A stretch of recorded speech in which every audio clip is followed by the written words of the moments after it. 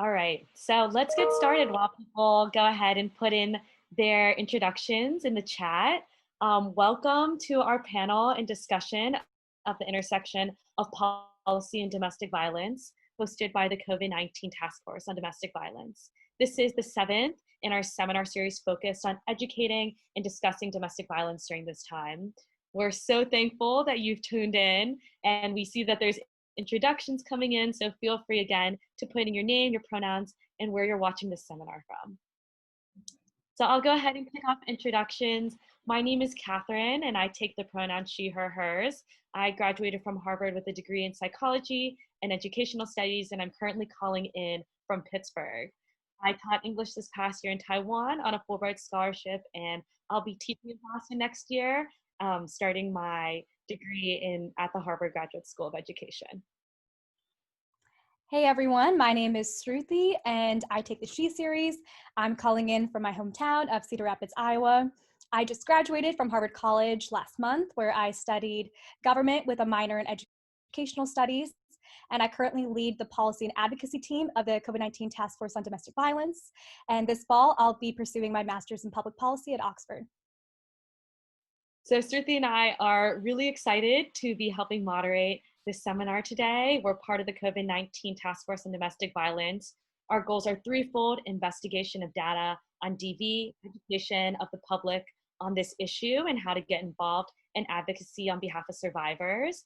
We're so glad you're here, and if you want to learn more, please check out the chat. So let's go ahead and kick off introductions for our amazing panelists, Jen and Rachel. I'll start off with Jen.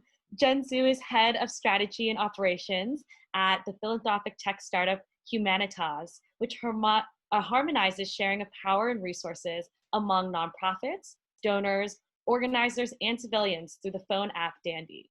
She was named Forbes 30 Under 30 for her systems reform work against domestic violence, which includes founding BeMoreLove.org and organizing over 300 young changemakers around the world to prevent and respond to DV.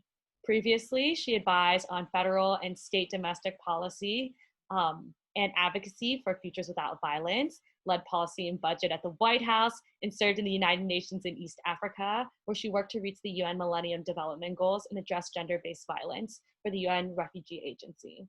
Jen recently served on the board of DC SAFE, the only 24/7 crisis intervention agency for domestic violence in the nation's capital. She currently serves at Harvard's class president and a World Economic Forum global shaper.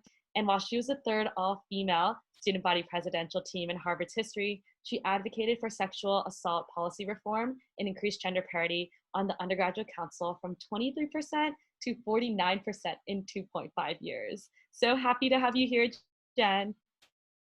Yay. And along with Jen, we also have Rachel Graber, who I get the pleasure to introduce. She is the Director of Public Policy at the National Coalition Against Domestic Violence, where she amplifies the voices of victims, survivors, and advocates in the nation's capital. In this position, she has both organized and participated in numerous congressional briefings about domestic violence, and she has been instrumental in the development and passage of important legislation to protect survivors, to provide services, and to keep firearms out of the hands of abusers. She is the co-chair of the National Task Force to End Sexual and Domestic Violence Firearms Subcommittee, the co-chair of the NTF's Outreach Committee, and is an active participant in many other areas of domestic violence-related and intersectional public policy. And Rachel is also a fellow Iowan. Prior to joining NCADV, Rachel was a junior and senior high school guidance counselor in rural Iowa. She holds a master's of social work degree and a master's of school counseling with an endorsement in gifted education from the University of Iowa, and is a graduate of Grinnell College. So welcome, Rachel.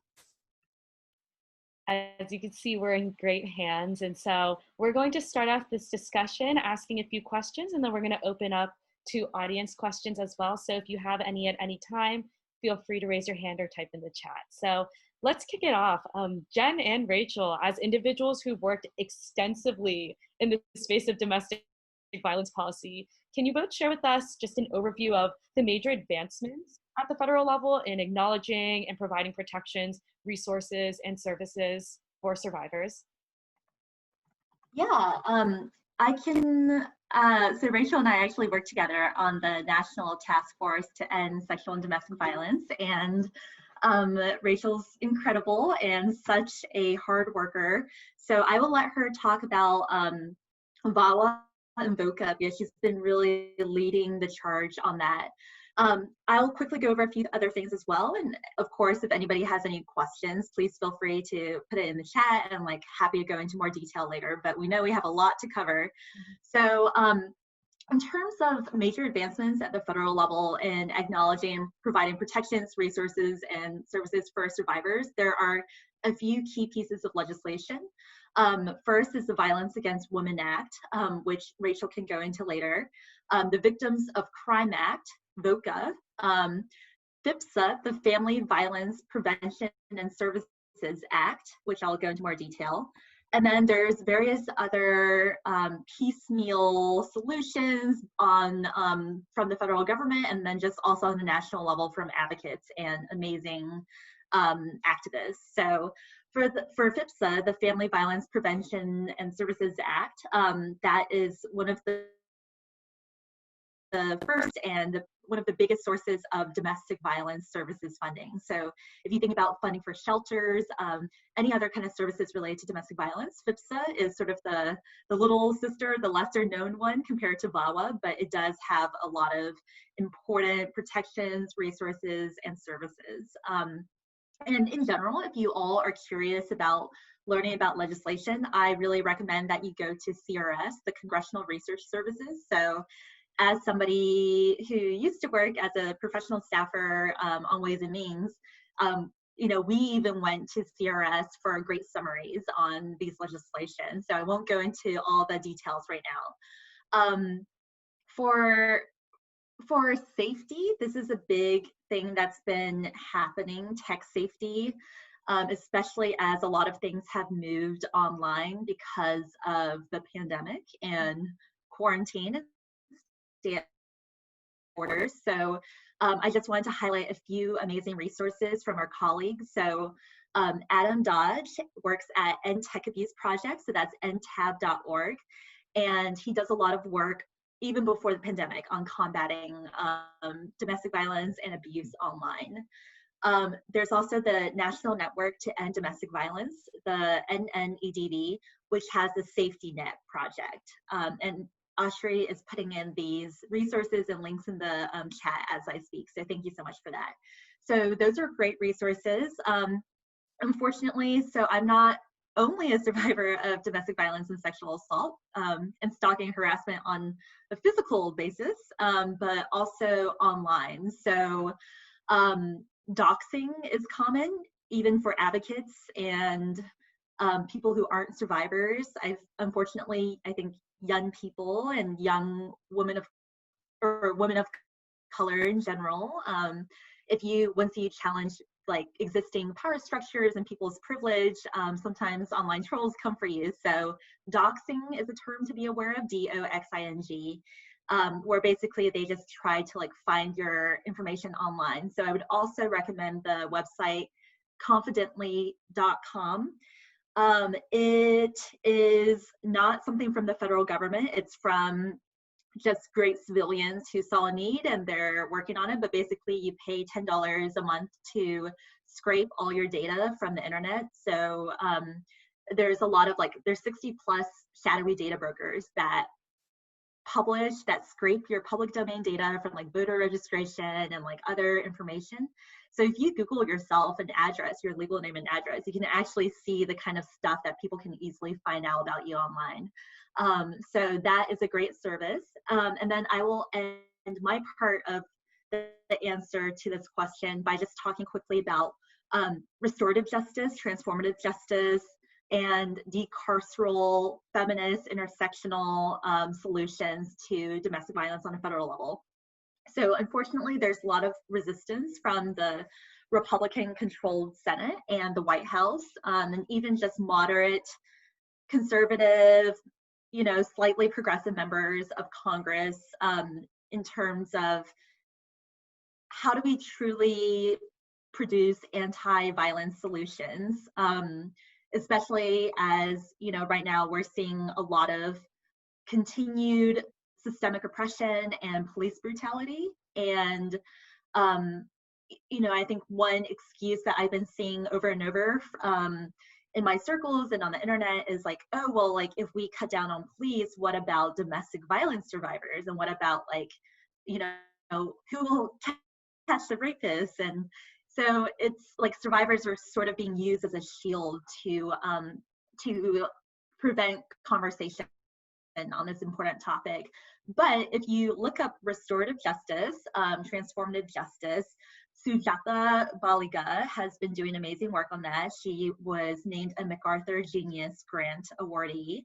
And she is also open about being a child abuse and sexual assault other survivor herself. And there's also this amazing group that I help out with. It's called the CLARA, the Coalition of Anti-Rape, local anti-rape advocates, which I'm pushing to also expand to domestic violence. So basically, there are a lot of survivors, myself included, who have just seen personally and professionally that current systems aren't really set up to protect survivors, and police often even arrest survivors if they think they're too calm or too agitated.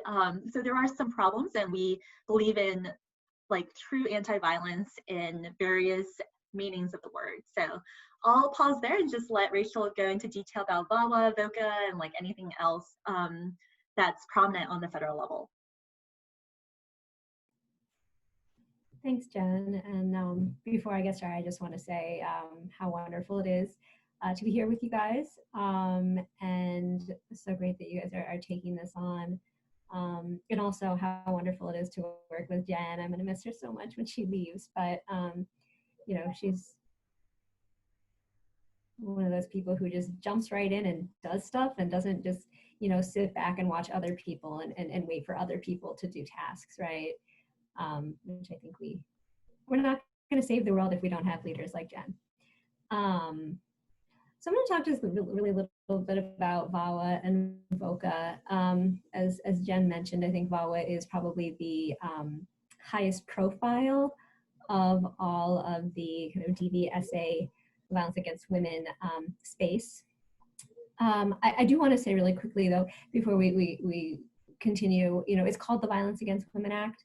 It's been the Violence Against Women Act for 25 years now, but VAWA specifically says that you cannot discriminate against anybody based on sex or gender, or sexual orientation or gender identity, which now we know that at least in hiring cannot be done anywhere in the United States. But that actually was really, really hard fought in VAWA. I guess it was 7 years ago now. And that was one of the things that that held its reauthorization up for 3 years, because they didn't want to make federal grantees have to serve all survivors who walk through their doors, and wanted to let them discriminate in hiring and firing as well. So VAWA really is based in the carceral system. It was part of the 1994 crime bill. And as time has gone on, I think we've really been kind of looking at what survivors need and how VAWA does or does not address those needs. So, way back, it was like, okay, we need lampposts in public parks because, rapists just like jump out of bushes and assault strangers. When what we really know is that most sexual assault is committed by acquaintances, not all, but most of it is. About mandatory arrest and mandatory minimums, and incentivizing states to pass mandatory arrest laws, and really kind of bringing the full force of the justice system to bear on domestic violence and sexual assault, and eventually also dating violence and stalking. And over the years, I think we're kind of having conversations about who does VAWA help and what do survivors really need. And so there are grant programs specifically to improve the criminal justice response, whatever that means, to help families navigate the criminal legal system. You know, there are grants also that go to law enforcement and prosecutors to do training. I think, obviously, you can have all the training in the world, and if you've harmful structures, it's not going to be as successful as we want. But we do know that since VAWA was originally passed about 25 years ago, the rate of intimate partner violence has decreased by about 2/3. It is unauthorized. We've been working on it for about 7 years now. But we can talk about that a little bit later. The other program that I'm going to talk about is the Victims of Crime Act. And it's weird, like this is my hidden passion. I have this passion for the Victims of Crime Act. It's a very strange thing. So the Victims of Crime Act was actually passed originally in 1984, and it provides victim compensation and victim assistance grants. So it's for victims of all crimes, primarily violent crimes. And it's broken up into two pieces. Again, the victim compensation, victim assistance. Victim assistance grants, it's a formula grant. So a certain amount goes out to every state. There's a base amount, and then of course on top of that, based on population. Victim compensation is based on what states put into their own victim compensation funds. So the federal government matches 60% of what states put in their own compensation funds. And VOCA is unique in that it is not funded with taxpayer money. It is funded by monetary penalties from federal criminal convictions. It's also it's a CHIP. It's a change in mandatory program, and what that means is that when appropriators are putting together their budgets, they use that as an offset. So the fund that it goes into is a crime victims fund. And it's this weird like accounting mechanism. I told you I'm like really passionate about VOCA. So let's say you have $1 in the bank and you have a $1 debt. Well, you can say that you have a net zero, right? So what they say is, okay, the money that's in the crime victims fund, that's in the bank. And then they just say that every year. But then by saying that every year, they're not spending the money, but they're still saying like, this is a net zero. So we can spend another $4 billion on DOJ programs. When the Crime Victims Fund was at its height, it was offsetting about 40% of the Department of Justice's budget. So every year, Congress decides how much to disperse from the Crime Victims Fund, which is not necessarily reflective of what has been deposited into the fund. For many years, you had deposits that were significantly higher than what went out to the field. And for the last couple of years, it's been the opposite. Deposits have been far lower than what is going out to the field. There is a priority area in VOCA for domestic violence, sexual assault, and child abuse. But again, VOCA funds are available for services to survivors of all crimes and victim compensation. For all crimes, but not property crimes, not property crimes. Okay, yes, no, thank you both so much for that really comprehensive overview. I think it really helps us in framing the types of efforts that have already happened and the best ways we can also move forward specifically during this time. And Rachel, you talked in detail about the Violence Against Women Act, and curious to hear why reauthorization has remained at a standstill, given that it expired, especially the temporary order of it in February 2019, and then there's still not really been any movement on it to make it a more long-standing reauthorization.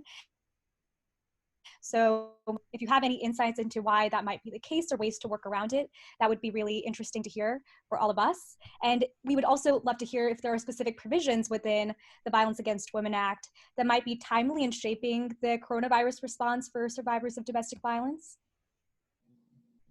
Yeah, so as far as why VAWA has not been reauthorized, I would say that there are a couple of reasons. I think people are trying to pin it on like certain provisions. And it's more VAWA as a whole, and certain individuals and parties desire to relitigate what happened in past years. So again, in 2013, it was really, really hard fought to get provisions in that would prohibit VAWA grantees from discriminating against survivors and also in employment based on sexual orientation and gender identity. The other thing that was really hard fought in 2013, and this is before my time, so I can't take credit for any of this, but it's a special criminal tribal jurisdiction. So there was a court case, I want to say it's in the 70s, called the Oliphant decision. And basically, the Supreme Court said that unless Congress chooses to give tribes the authority to prosecute non-natives who commit crimes on tribal lands, they don't have the authority to do that. So in some states, it's the federal government. In some states, it's called PL 280 states, and state law enforcement and state courts, they enforce state laws on tribal lands. And, you know, of course, tribes are sovereign entities, right? They have special status based on many treaties that the federal government has broken many times, as well as state governments and local governments. You know, after many years of fighting, the tribes finally got people to recognize, hey, the federal government has authority to prosecute domestic violence, but they're not doing it, right? The federal government, their priorities are not prosecuting domestic violence on tribal lands. You know, they're doing, you know, interstate drug trafficking and who all knows what, but they're not making sure that survivors and tribal lands are safe. So in the last VAWA, tribes that meet certain requirements are now able to prosecute non-natives who commit domestic violence on tribal lands, dating violence as well, and issue and enforce protective orders against non-natives. So those, I think, are the two things that they were really trying to roll back. And we went into this whole process, like our bottom line, no rollbacks. That's no rollbacks on, also no rollbacks on protections for immigrant survivors, including the U visas and also the VAWA self-petitions. So part of it is they're trying to roll that back. Part of it is they were just trying to throw all sorts of mandatory minimums in there, you know, adding, you know, criminalizing things like FGMC, which that's another conversation. And I know some people don't understand why we don't want to recriminalize FGMC. You know, obviously, we are asking for some changes to firearms laws. That is often a hard conversation to have. And, you know, I think also just the new direction that we're taking, trying to step a little bit away from the carceral system and provide alternatives, and also funding for certain communities, underserved communities, culturally specific organizations. Those have also been difficult conversations, but really, you know, it passed the House and then it got to the Senate and they couldn't decide, and then there were some personality conflicts, and then there was impeachment and everybody hated each other for a long time. So we all just also stopped talking, and I think there was just personal feelings were getting in the way among people on the Hill, and I think that's also, and then, you know, now nothing's going to happen that isn't related to COVID or the election. Rachel is very diplomatic. As somebody who is now leaving my full-time domestic violence job, and as somebody who has worked on the inside in the Hill and White House, I'll try to be diplomatic because, you know, my CEO, my new CEO is also on this call, and this is actually why I'm leaving my job at Futures, because I've worked within the system for my entire career and I've seen its limitations. So now we're trying something new through Humanitas and our app Dandy. But yeah, so to your question, on why has VAWA not been reauthorized. One, it's not a priority for people, unfortunately. Two, it's been politicized. Like, you know, presidential candidate Biden's always talking about like how he's the one who has written VAWA. And as Rachel alluded to, we had a bill pass the House because the House is Democrat controlled, so you're always going to get a more progressive version from the House and the Senate. And on the Senate side, we have two competing bills from Senator Ernst of Iowa, actually, who's actually up for re-election this year, and Senator Feinstein of California. And, you know, to the point of it being politicized and not a priority. So for it not being a priority, like, you know, there's only so much time and energy that these young staffers who actually do the grunt work have. And now it's all COVID. It's all about COVID. And now it's all about, now there's like stuff about police brutality. So like smart advocates are trying to like slip in provisions that help domestic violence survivors and services into the legislative vehicles that are moving, which is appropriations around the corner and the COVID packages. But in terms of it being politicized, it's an election year. It's a presidential election year. It's a presidential election year of a very polarizing incumbent.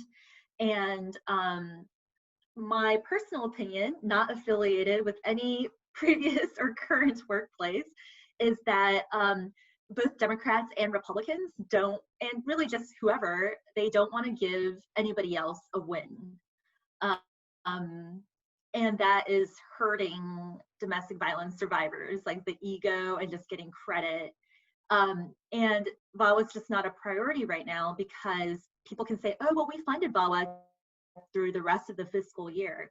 But as Rachel talked about, there are key policy loopholes that are literally killing domestic violence survivors because they're not being addressed. There's a boyfriend loophole. So it doesn't matter, like right now it's like, oh, it's only domestic violence if you live with them or you have a child with them. But there's a boyfriend loophole that we're trying to close. There's everything with guns, which honestly Rachel and NCADV has been taking the lead on, and it's just been so controversial and politicized, and you know, NRA's perspective and power.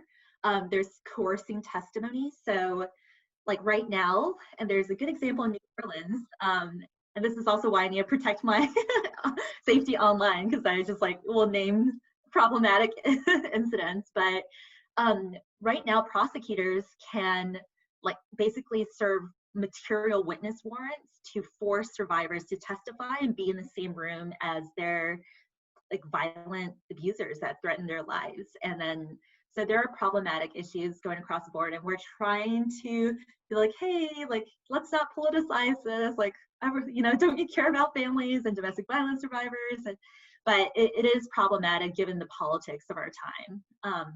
So yeah, also just highlighting the issues that are politicized, as Rachel pointed out, LGBTQ, communities of color, like tribal issues, culturally specific services, and immigrants. So like before, you know, you could be a survivor of domestic violence and be able to seek asylum, and that's like always under attack now because people are like, well, you're not fleeing for political reasons, so like why should we have to take you in? So yeah, there's just a lot of scheming and politicizing and strategizing for elections and re-elections. And actually, so here's just a little tidbit for folks. Jen mentioned the boyfriend loophole as a dating violence prohibitor. And our friends at the Fraternal Order of Police, who we know have been causing a lot of difficulty in other areas, hate it with a passion, because way back in 1996, when they passed the misdemeanor crime of domestic violence prohibitor, it is the only prohibitor that doesn't have an official use exemption. So for all the other, you know, reasons that you can't have a gun, you can still have a gun if you are an agent of the state or a local jurisdiction while you're on duty. And that's not the case with the misdemeanor crime of domestic violence prohibitor. And so a large number of law enforcement agents lost their jobs because they were domestic violence misdemeanants, and they, couldn't have their guns. And we know that about 40% of law enforcement agents commit domestic violence. And so they were very, very displeased with the idea of a dating violence prohibitor, and we're doing some work behind the scenes to try to stop that as well. Wow, it is so clear how knowledgeable you two are about this, and it's been really interesting hearing what both of you mentioned with like the politics surrounding it not being a priority, like different loopholes. Like I had not heard about the idea of like law enforcement and how that has gone like in subversive ways to try to protect or try to prevent things from like legislation from passing. And so perhaps on that vein, like as in like maybe in a zoom out way, as policing has entered the national conversation too, and for what you just mentioned, I'd be interested in like hearing a little bit more. I think Jen, you touched on this in your introduction of like restorative justice and thinking about how oftentimes people use domestic violence survivors as shields in the arena of talking about policing. So would love for you both to maybe more on that, is what conversations have sprouted within communities to end domestic violence and sexual assault regarding the role of policing. Yeah, sure. I think with just the current ongoing pandemics of police brutality, systemic oppression, sexism, homophobia, all classism, like these ongoing social and political pandemics on top of the COVID pandemic, it's really showing and emphasizing the intersectionality of police violence and appropriate responses or not, and domestic violence and sexual violence. So this is not a new conversation for advocates who have been working in this space for years. There are things called better intervention programs and restorative justice, transformative justice, healing circles. So, but it is still divisive in our community because and by community, I mean like within the domestic violence, sexual assault advocacy space, because everybody has the shared goal of wanting to best protect survivors. And sorry if you hear beeping, that's like a ton of emails still coming in from my current job. So everybody wants to protect survivors. They're scared that some people are scared that if we cut down on policing, then more survivors will get hurt or die. And, that can be a valid concern because people are just not used to the idea of like, what does a less carceral state look like? Like, what are ways to ensure public safety for survivors and beyond that don't include police, jails, prisons as much? And on the other side, I think advocates who are decarceral and anti-violence, including anti-police violence, they're saying, as Rachel mentioned, like 40% of law enforcement, they commit domestic violence. It's also very common in the military. Like my partner's mother, like knew somebody who was murdered, and their 5-year-old was murdered on a military base. So, it's just like, and then we ask why. Also, the second most common form of police misconduct is sexual assault. And that's not even like, against people they necessarily have close relationships with. It's also people, civilians and people they arrest or pull over and recognize as vulnerable. So I always try to keep things tied to the facts and data because that tends to be less politicized. And, it's hard to challenge when it's like, okay, well, this is actually coming from your police department. So like, what are we going to do about it? And I think, like just ongoing conversations on restorative justice, transformative justice, healing circles, better intervention programs, like basically they're like, police have not been super helpful, and like law enforcement have not been super helpful. People call the criminal justice system the criminal legal system because like it doesn't really provide true justice for people. And from my personal experience, like I went through 2.5 years and thousands of dollars of the civil, criminal, legal, and Title IX processes, and like moving safety costs and healthcare costs and a lot of other things. But yeah, the police and like the criminal legal system were not very helpful. You have to like, I had photos, and sorry to center myself, I just feel like it's very helpful to have concrete stories to understand what survivors go through. So like I had photos of what my ex-boyfriend did to me. I had text messages. I had like tens of pages of letters. I had witnesses.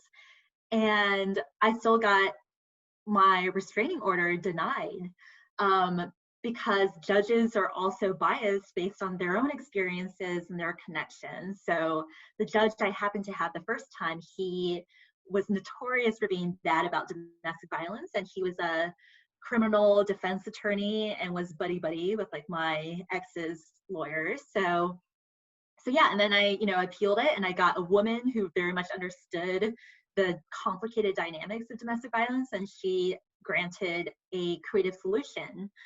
But all that to say, it's complicated. Like I also had personally a positive experience with the police because I reported in Baltimore, and I had a female police officer who was kind of like pushing aside the guys who were like, why didn't you report earlier? And she was like, hey, I'm also a survivor. Like the father of my daughter abused me, and like, you don't have to file charges, but like, I will drive you there. I will like be there with you. I'll hold your hand, like I believe you. And like here, so I had a positive experience with like this female police officer, and I still remember her.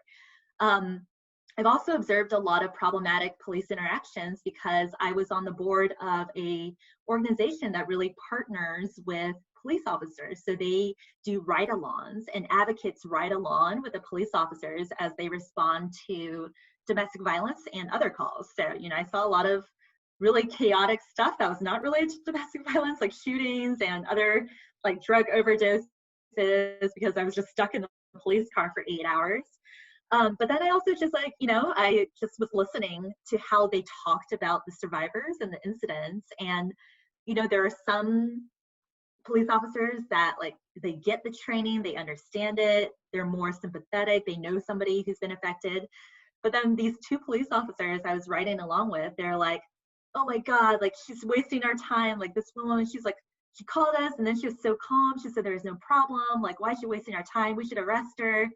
And then like, then we went to another call where like the woman was hysterical. Like she had actually peed her pants, like her children were freaking out and they were telling different stories.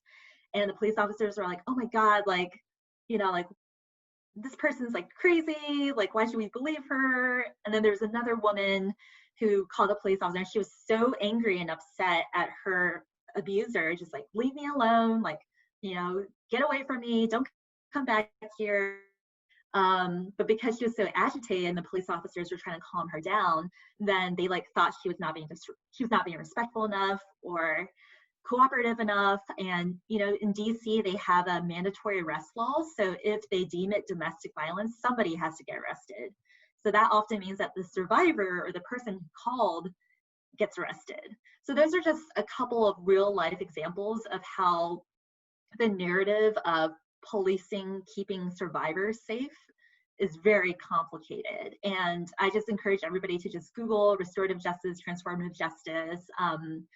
Sujata Baliga, the MacArthur Genius Grant awardee winner, healing circles, batterer intervention programs, because those are options that provide an alternative. It's like we're questioning why are people committing violence?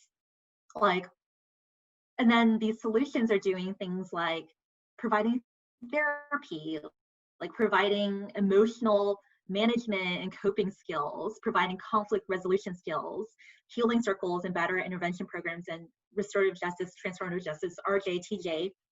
They basically instead of, I also posted this on my Instagram story recently because I've been thinking a lot about it. And I encourage people to read the book Just Mercy by Brian Stevenson. He's the founder of Equal Justice Initiative. And there's also a movie with Jamie Foxx and Brie Larson that came out recently on it. But basically, it's like, what is the point of our criminal legal system and of law enforcement? Is it to just punish? Is it coming from a place of vengeance, like Hammurabi's code, eye for an eye? Or should it be for accountability and like healing and atonement? And a lot of survivors I know, this is not all survivors, but a lot of survivors I know, they just like, they go through what they go through because they want the abuser to stop. Maybe they still care about the abuser. They have children with them. They like still love them. They're very sympathetic to them. And they just want them to stop being violent towards them and towards people in the future. And that's why I went through my process to try to, because like a restraining order is not going to prevent somebody from killing you. Like it just punishes them after they do the fact. So yeah, just thinking about like, how do we truly prevent violence and foster healing? And these interventions and concepts that encourage therapy and accountability and bringing together the community so abusers realize the impact of what they've done and like have an honest conversation about how they can be better and do better in the future. So Rachel, I'm sorry for talking so much, but if you have anything else to add. Yeah, I mean, I just want to say, you said, I'm sorry for centering myself. And first of all, I want to say thank you for sharing your story. But second of all, we need to center you, right? Like that's what this is about. This is about centering you and centering my boss and centering every survivor and asking them, what do you need, right? Not like, what have we decided that you need? And survivors need options, right? There are some survivors who, find safety in the criminal legal system. But there are also a lot of survivors who can't reach out for a variety of reasons, or, who do reach out and the system fails them. There are survivors who they don't want to see somebody that they love, right? Like that's one of those really complicated dynamics is a lot of people who are in abusive relationships, they have an emotional attachment. They love the person who's providing abuse and they don't want to end the relationship. What they want is for the abuse to stop. And actually, so a lot of federal grant programs in DOJ prohibit them from using that funding for batters intervention programs or any programs for batters. And we know, there are many correlates of intimate partner violence. And I can't talk that much about sexual assault because that's not my area of expertise, which is why I just keep saying intimate partner violence or domestic violence. But things like having access to safe housing, having access to food. One of the very top correlates of intimate partner violence is unemployment. Having access to a job that you can make a living wage, right? There are all these things that people don't connect with intimate partner violence and interpersonal violence that you can't, you have to look at everything holistically. You can't just like pick out certain things to focus on, because when you do, you might impact the problem in some ways, but you're not gonna solve it. Yeah, or you have unintended consequences. Like I love the way that Rachel thinks and the emphasis on holistic views, because I think like with any social issue, we need to ask like, what are the root causes of the issue? And as we've seen with COVID-19 and this amazing task force that sprung up to address the domestic violence pandemic and increased rates of DV during the pandemic, it's like, why is this happening? What about the pandemic is causing this? And as Rachel mentioned, there are a lot of risk factors for domestic violence, which include unemployment, which is happening. Like tens of millions of people are unemployed now in the US alone. Drug and substance abuse.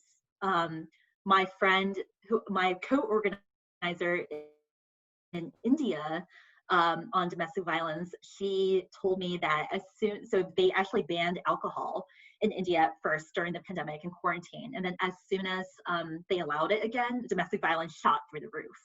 Because sometimes, when you're under the influence, it just causes you to lash out and like commit domestic violence.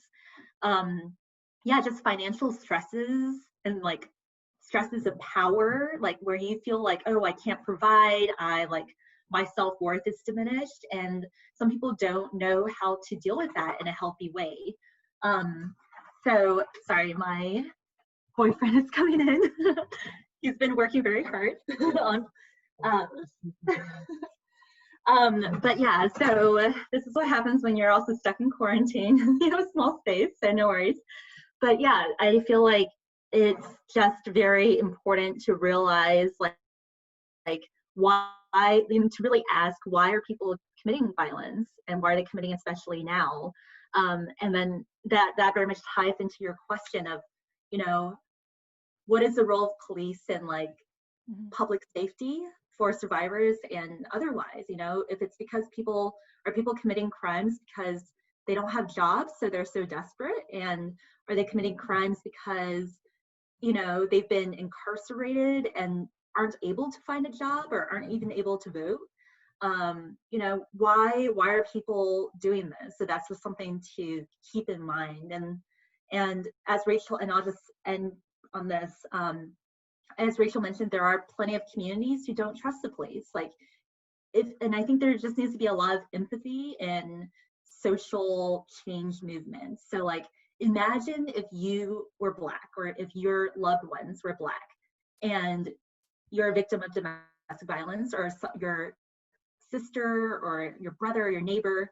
Like, would you honestly risk calling the police if you could?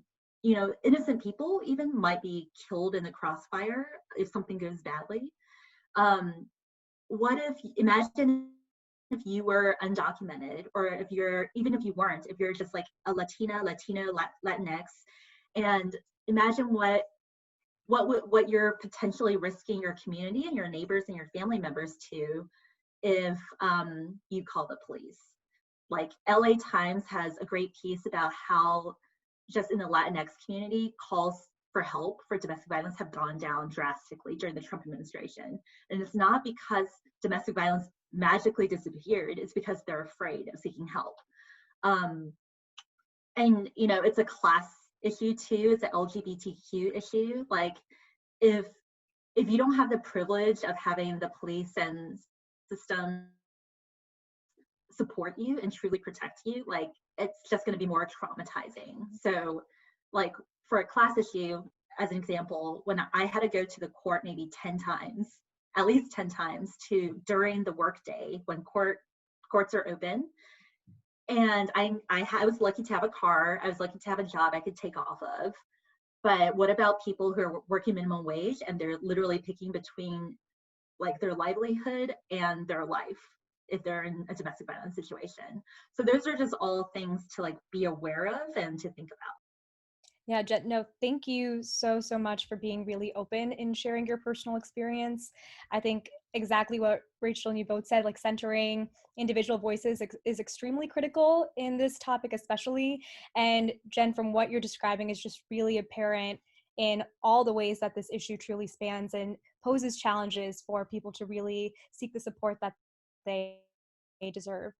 So we appreciate that a lot. And now we wanted to open it up for some audience questions. I know we have limited time, but if people want to use the raise hand feature on the side, if you go to the participants button, we will call on people from there, and we will try to keep responses to about a minute or two and try to see if we can squeeze in a few different questions. Can I just add one really quick thing to what Jen was saying also, is that when we talk about systems, we're thinking, okay, the criminal legal system, but once somebody gets involved in the criminal legal system, then maybe Child Protective Services comes in, maybe they're going to take away your kids because they say, oh, there's a failure to protect. So it's not just the criminal legal system directly, it's all those other systems that tie into it. So I did just kind of want to put that out there as well.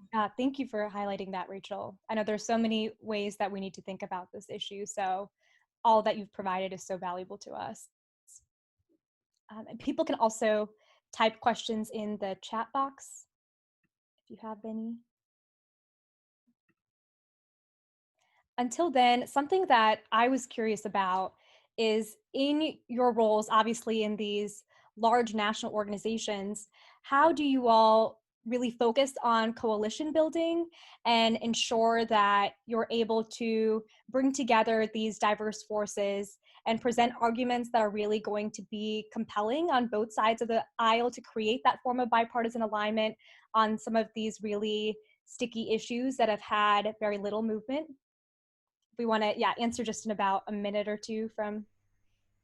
I can talk a little bit about the National Task Force to End Sexual and Domestic Violence, which is really kind of the space that we all do policy work together in the DVSA fields. It was actually established initially about 25 years ago around the first VAWA, and then kind of took hiatuses between different VAWA reauthorizations. And after the last VAWA reauthorization, it really just kind of kept on going to have a unified public policy agenda and unified public policy voice. And we have a very clearly defined set of shared agreements, shared principles, and guidelines. So there is a structure, but it's also a structure that centers the margins, and we sometimes we are better than others. It's obviously not a perfect system, and none of us are perfect, but we do try to make sure that we center the voices of those who are most impacted and take their leads, while also making sure that we are able to rely on each other to provide expertise in certain areas, because we can't all know everything about everything. And so many of the people who have been in this field for decades, and so there is this tight, cohesive relationship within this task force. And I think there's a lot of mutual trust and respect. Like I get on Zoom calls without makeup now. Like, they're family, right? I love that. And Jen, if you want to go ahead and address the Yeah. question. And I'm like actually keeping a timer because I'm like, I need to stop talking as much. So we can like answer all these questions. But yeah, I think like with coalition building and just working with different people, the NTF is very collaborative, but because like we also, we have perspectives, sometimes it takes a while to actually like decide on things. So Rachel's very good about being like, I'm gonna schedule a doodle call and like you guys vote, and like this is the deadline for like any changes to the letter. But yeah, anytime you have different perspectives, like I organize more than 300 young changemakers around the world, mostly through the World Economic Forum Global Shapers community, on domestic violence efforts. And it's amazing to hear from people in Tanzania and India and like men and LGBTQ and, like people with disabilities. So I think whenever you're coalition building and whenever you're working with different people and different priorities and agendas and views, the key thing to keep in mind is like, where is our common ground? What are our shared goals? What are our shared norms and values, so everybody feels respected and has bought into this? And once you have that common platform, then it's easier to get stuff done. And also just, being empathetic and like always thinking, why are they doing what they're doing? Like, why are they thinking? What are they thinking? So sometimes it just takes education too. So like, like I tend to be on the more progressive side of the political spectrum. But yeah, like I have lots of friends who are Republicans, and by just talking to them and listening, then it's easier for me to understand where they're coming from and to phrase arguments and advocacy in a way that is not threatening and does resonate with them.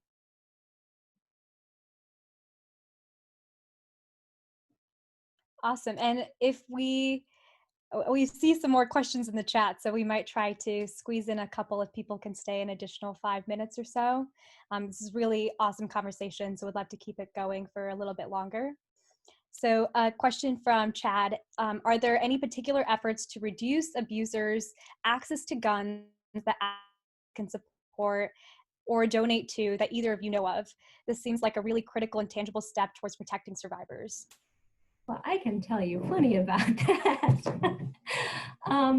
So we actually, within the Violence Against Women Act, kind of pulled together all of the different federal policy proposals related to intimate partner violence and firearms, and also stalking.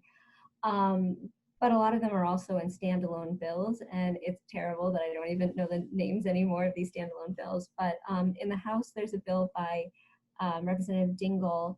I think it's the Zero Tolerance for Domestic Abusers Act. It has a dating violence prohibitor, stalking prohibitor, and then it's a fix. There's a technical fix to address some outlying court cases that are going against DOJ precedent and are terrible. But I can tell you that offline if you want to know. We're also looking a little bit at enforcement, which I know is I don't know if we're going to be rethinking these or not. But one of the things that we do know is, many times a court issues a protective order, but nobody, goes and ensures that the guns are taken away. Nobody follows up to do a safety check. Nobody, there's no policy, there's no protocol for what you do with the guns if somebody has a gun. So within, again, VAWA, we are trying to get funding for local jurisdictions, if they choose to use it that way, to develop and implement policies and protocols for recovery, surrender of firearms, storage of firearms, and then, in a case like a protective order that expires, returning the firearms safely in a way that both protects the survivor, but also respects the due process rights of the respondent. And then the other thing is, we talk a lot about what happens at the federal level, but so much of this is at the state level, right? I mean, the federal government, the states cannot enforce federal law. And so the states, they need to have their own laws on the books. And that includes a dating violence prohibitor, that includes a stalking prohibitor, that includes a domestic violence prohibitor, that includes misdemeanor crime of domestic violence and protective orders and ex parte protective orders with little final protective orders, and surrender and removal of firearms, and it's purchase and possession, not just possession. So, there are organizations in every state. You have your state coalitions, state domestic violence coalitions, state sexual assault coalitions, and then also every state has some sort of presence from a gun violence prevention organization. And we very much encourage the gun violence prevention organizations to work with the domestic violence coalitions to strengthen their state level gun laws.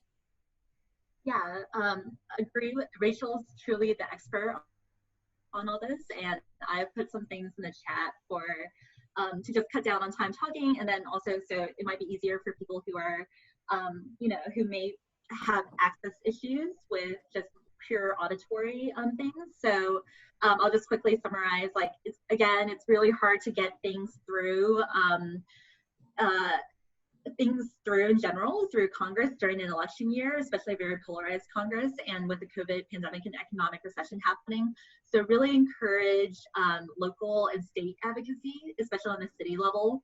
I think right now there's momentum to, really think about how we can prioritize funding, because state, local, federal governments, nonprofits, corporations, everybody, mom and pop shops, everybody's facing huge budget deficits, and a lot of people are going to have to close and really prioritize funding. So using this moment, this unique moment in history to our advantage, because it's people are against police brutality. They're against, they don't want this economic recession. They don't want this pandemic.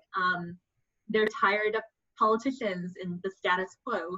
So really, it can seem overwhelming. How do we actually address these problems? They've lasted forever, but they're, the arc of justice, we bend toward the arc of justice, and change is incremental. It doesn't happen overnight. And there are tons of amazing existing organizations and efforts, as Rachel mentioned, March for Our Lives, these young adults who are working on this. Every Town, which happened after the Newtown shooting. Moms Against Gun Violence. There are a ton of organizations, and Rachel's more familiar with all of those because of her gun control prevention work.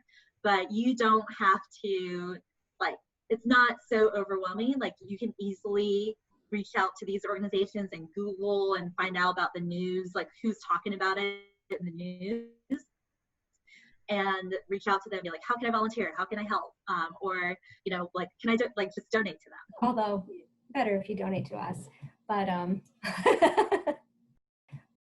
then as far as, you know, things like community organizing, getting people out there and getting people engaged and getting people active.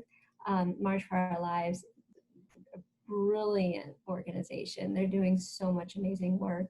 And then the other one I would also mention, they don't work on DV issues so much, but is Community Justice Action Fund.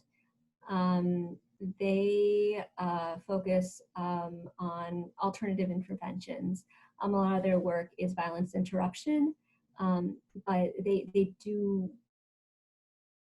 focus on alternatives to the carceral system, and community interventions. So definitely check them out as well.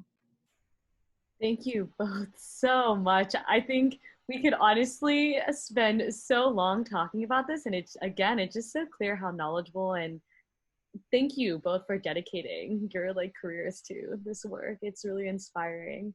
Thank you everyone for your time. I know we went a little bit over. I just want to be mindful of Jen and Rachel's time.